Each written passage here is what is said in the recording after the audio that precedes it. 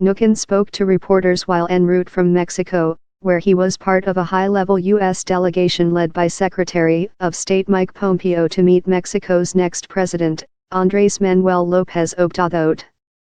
The Trump administration is pushing countries to cut all imports of Iranian oil from November, when the United States reimposes sanctions against Tehran.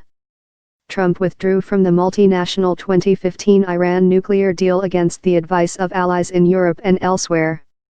A delegation from the U.S. State Department and U.S. Treasury are expected for talks in Delhi this week to discuss Iran sanctions, according to Indian officials.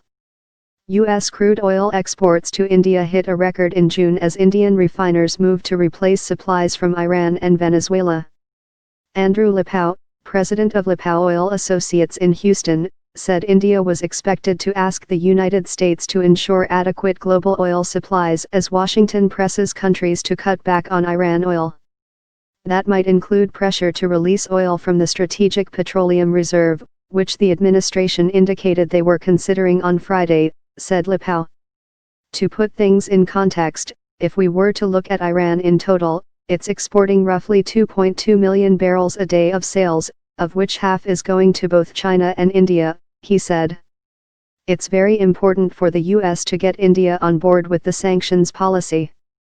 Mnuchin said he would meet with counterparts from developed and developing countries during a G20 finance ministers meeting in Buenos Aires this week. U.S. sanctions against Iran are likely to be raised in his talks on the sidelines of the event. We've said very specifically, there's no blanket waivers, there's no grandfathering, Mnuchin said. We want to be very careful in the wind down around the energy markets to make sure that people have the time.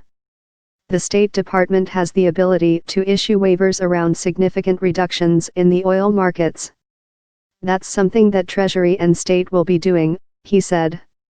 French request rejected. Mnuchin said Washington had made clear to allies that it expects them to enforce the sanctions against Iran, but if there are specific situations we are open to listening. French Finance Minister Bruno Le Maire said over the weekend that Washington had rejected a French request for waivers for its companies operating in Iran, according to Le Figaro. Paris had singled out key areas where it expected either exemptions or extended wind-down periods for French companies, including energy, banking, pharmaceuticals, and automotive. The Trump administration has said more than 50 foreign companies have withdrawn their business from Iran since Trump announced the U.S. was withdrawing from the 2015 nuclear deal between Iran and the United States, Germany, France, Britain, China, and Russia. Pompeo, also speaking to reporters on Friday, said he had discussed U.S. plans to reimpose sanctions on Iran with all but one country. He did not name the country he had not yet consulted. What they've asked us to do is review how we get there and the timeline for that, he said.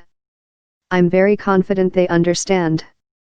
Iranian Foreign Minister Mohammad Javad Zarif tweeted on Monday that Iran had filed a complaint with the International Court of Justice in The Hague against unilateral U.S. sanctions. Today Iran filed a complaint at CIJ_ICJ to hold U.S. accountable for its unlawful reimposition of unilateral sanctions, Zarif tweeted. Iran is committed to the rule of law in the face of U.S. contempt for diplomacy and legal obligations. It's imperative to counter its habit of violating international law. The court could not be reached for comment. Iranian President Hassan Rouhani, in remarks carried live on state television on Saturday, said Washington was more isolated than ever over sanctions against Iran, even among its allies. The Organization of the Petroleum Exporting Countries, OPEC, agreed with Russia and other oil-producing allies on June 23 to raise output from July, with Saudi Arabia pledging a measurable supply boost, but giving no specific numbers.